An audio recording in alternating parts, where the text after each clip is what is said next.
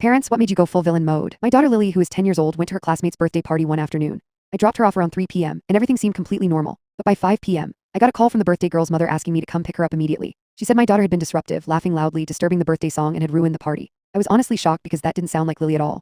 Still, I didn't argue, I just said I was on my way. When I reached there, what I saw made my heart sink. Lily was sitting on the floor, crying. One side of her long, beautiful hair had been chopped off unevenly with scissors.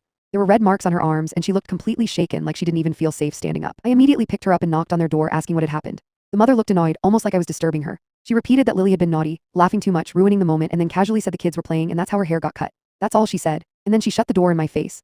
I stood there for a few seconds, holding my crying child, trying to process what had just happened. Lily was shaking so badly that I didn't ask anything more. I just took her straight to the doctor. The doctor told me she was clearly traumatized and that I needed to be very gentle with her. When I got home and told my husband, he was furious. He wanted to go there immediately and confront them, but I stopped him. Right now, Lily needed us more. She wouldn't talk about it. She stayed quiet, locked in her room, completely unlike herself. The next day, she refused to go to school, so I went alone and told the principal everything. But I was told the incident happened outside school hours, so they weren't responsible. I felt completely helpless. I even tried to talk to the birthday girl, but the teachers stopped me and said I wasn't allowed to approach students. I went home feeling defeated. I took 2 days off work to stay with Lily. On the second day, she finally opened up. What she told me broke me. She said she had been getting bullied by that girl, Christine, for a while. Apparently, Christine was known for this in class, and the other kids followed her other girl when Christine was being aggressive during a game.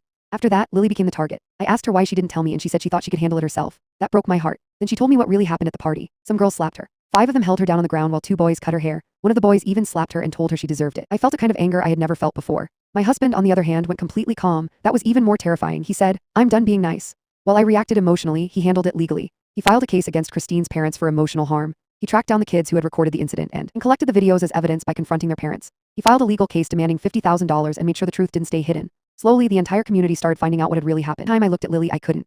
Eventually, the school stepped in, saying their reputation was now at risk and that we should settle the matter. That's when I lost my patience. I told them clearly when my daughter was suffering, no one cared. Now suddenly they did. I refused to settle quietly. I demanded a public apology from Christine and every single child involved. All the parents were called in. A formal gathering was arranged. One by one, those children stood in front of everyone and apologized to Lily. Some were crying, some couldn't even look up. But my husband still wasn't done. He said if they truly understood what they did, they needed to feel a part of it too. He demanded that the same children who humiliated Lily should have their hair cut halfway, just like hers had been. The room went silent. Parents were horrified. Kids started crying and begging. But my husband stayed firm. Either this happens or the legal case continues and follows them officially. In the end, they agreed. One by one, those children had their hair cut.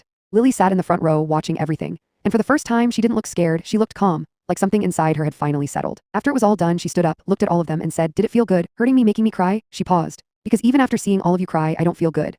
And then she said quietly, "Because I'm not a bad person. Now I realize I have raised an angel. We have decided to transfer Lily into a private school."